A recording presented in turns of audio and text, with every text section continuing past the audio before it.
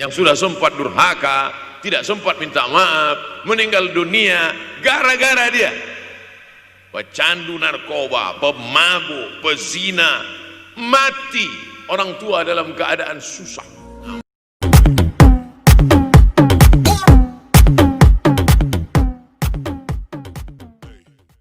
Kalau saya bicara tentang ibu, sesungguhnya ayah sudah masuk, karena tanpa ayah kita juga bukan apa-apa dan bukan siapa-siapa. Dosa yang paling mengerikan adalah kalau ada orang jual sabu-sabu, peminum khamar, di dunianya bahagia, happy, senang.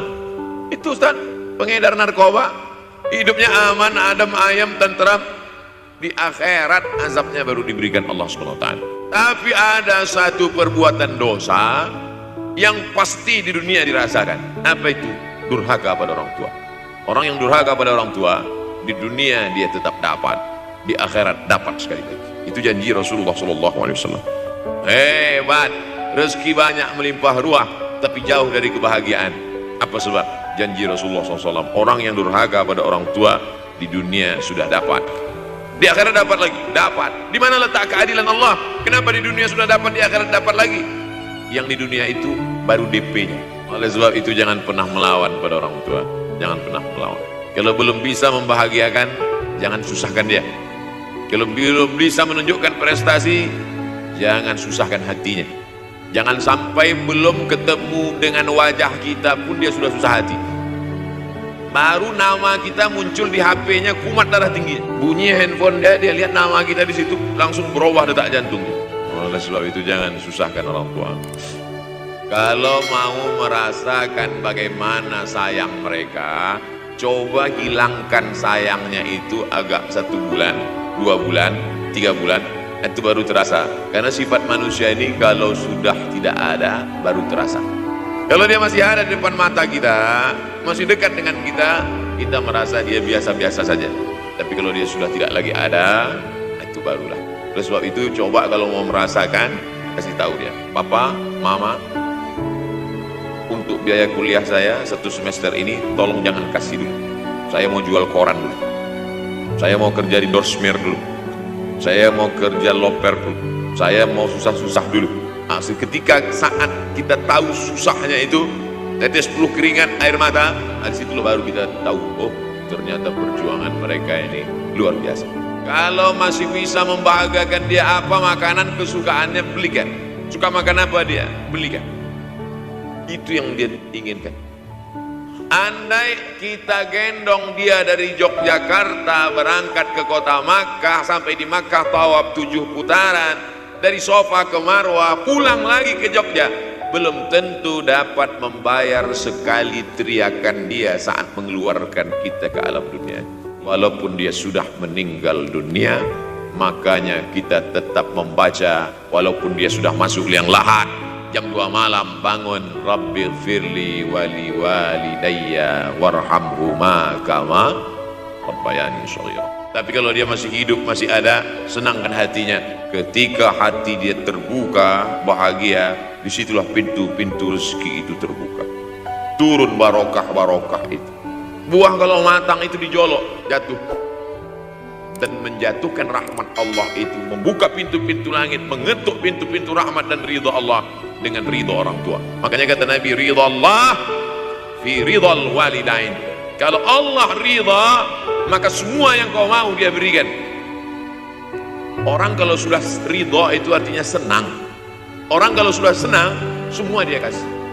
Apa yang ada di tangannya, itu dia berikan. Dari malam sampai di hotel, datang seorang jamaah, buka cincinnya, cincin paling dia sayang, dia kasih ke saya. Orang kalau sudah senang hatinya, semua dia kasih. Begitulah orang kalau sudah dapat ridha Allah Subhanahu wa ta'ala. Apakah Allah ridha terhadap kita? STJ, status tak jelas. Cara mendapatkan ridha Allah, pancing dengan ridha orang tua. Senangkan hatinya, terbuka pintu rezeki. Makanya sulit hidup kita, sempit. Dari kerut kening kita udah kelihatan. Kenapa?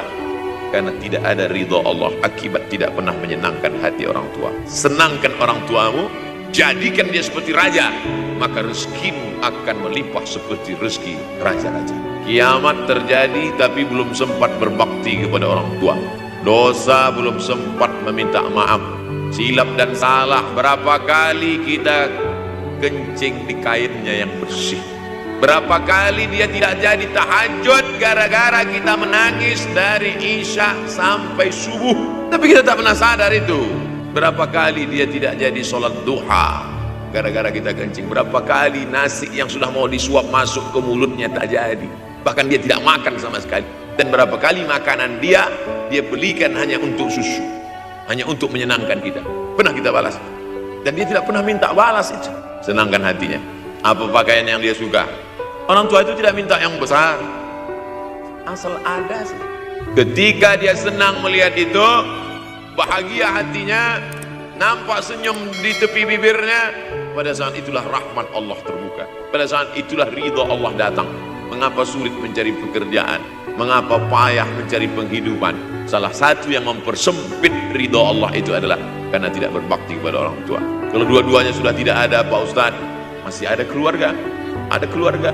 Al-khalah bimasabatil saudara ibu, kakak ibu, adik ibu, sama seperti ibu. Sambung lagi silaturahim, buat dia senang, buat dia bahagia. Yang sudah sempat durhaka, tidak sempat minta maaf, meninggal dunia gara-gara dia pecandu narkoba, pemabuk, pezina, mati. Orang tua dalam keadaan susah, na'udzubillah, sudahlah tidak membahagiakan, malah menyusahkan. Orang yang durhaka pada orang tuanya, insya Allah anaknya juga akan durhaka kepada dia. Oleh sebab itu maka jangan pernah durhaka. Kalau sempat durhaka lalu kemudian meninggal dunia dia, Pak Ustaz, sudah meninggal pun tetap masih bisa berbakti. Pertama dengan doa, kedua dengan sodakoh. Kalau kebetulan rezeki banyak sodakoh. Kalau tidak ada rezeki melimpah, doa, bangun malam, Rabbi firli, ya Tuhanku ampunkan aku, wali walidayya, ibu dan ayahku, warhamhuma, sayangi mereka berdua, kama, sebagaimana Rabbayani shaghira, sebagaimana mereka mendidik aku